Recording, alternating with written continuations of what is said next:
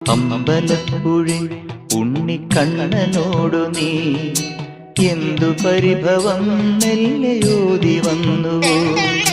കൽവിളക്കുകൾ പാതി മിന്നി നിൽക്കവേ എന്തു നൽകുവാൻ എന്നെ കാത്തു നിന്നു നീ? തൃപ്രസാദവും മൗന ചുംബനങ്ങളും പങ്കുവെക്കുവാനോടി വന്നതാണു ഞാൻ. രാഗചന്ദനം നിന്റെ നെറ്റിയിൽ തൊടാൻ ഗോപകന്യയായോടി വന്നതാണു ഞാൻ. അമ്പലപ്പുഴി ഉണ്ണിക്കണ്ണനോടു നീ എന്തു പരിഭവം മെല്ലയോതി വന്നു?